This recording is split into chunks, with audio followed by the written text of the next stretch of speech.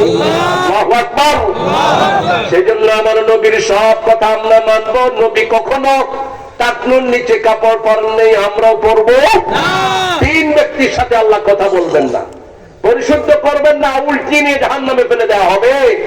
শাইখুন জানিন, বুড়া বয়সে যেগুলো জিনাকার, বুড়া হয়েছে কিন্তু চরিত্র ঠিক হয়নি, আছে না নাই? দুই নাম্বার মালিকুন কাযযাব, মিথ্যা শাসক, মিথ্যা পিতা, মিথ্যা দোকানের মালিক, মিথ্যা কমিশনার, মিথ্যা চেয়ারম্যান, মিথ্যা এমপি, মিথ্যা মন্ত্রী, মিথ্যা প্রেসিডেন্ট।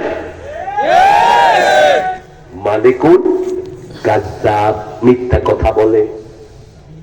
এদেরকে কে পরিশুদ্ধ করবেন না? আল্লাহ পরিশুদ্ধ করবেন না, উল্টিয়ে নিয়ে কোথায় ফালাবেন? জাহান্নামে। তিন নাম্বার, টাকনুর নিচে যারা কাপড় ঝুলিয়ে পড়ে। ও যুবক, তোমার টাকনুর নিচে কখনো কাপড় ঝুলায়ও না।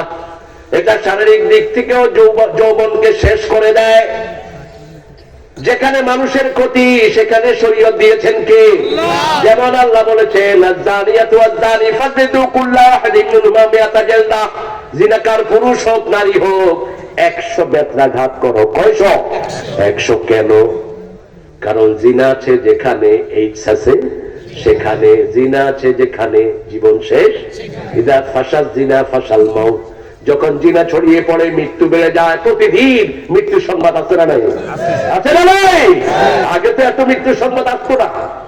1 মাসে 2 মাসে 3 মাসে একটা সংবাদ আমরা পেতাম, ঠিক না ঠিক?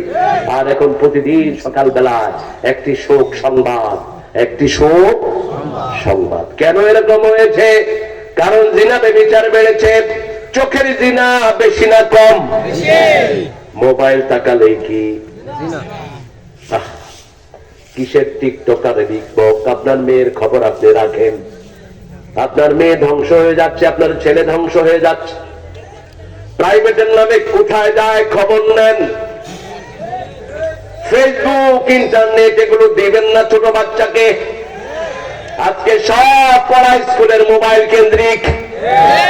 মনে হয় স্কুল কমিটি সব বাচ্চাদেরকে মোবাইল কিনে দিয়েছে। ছাগলগুলো, কয়টা ছেলের মোবাইল আছে?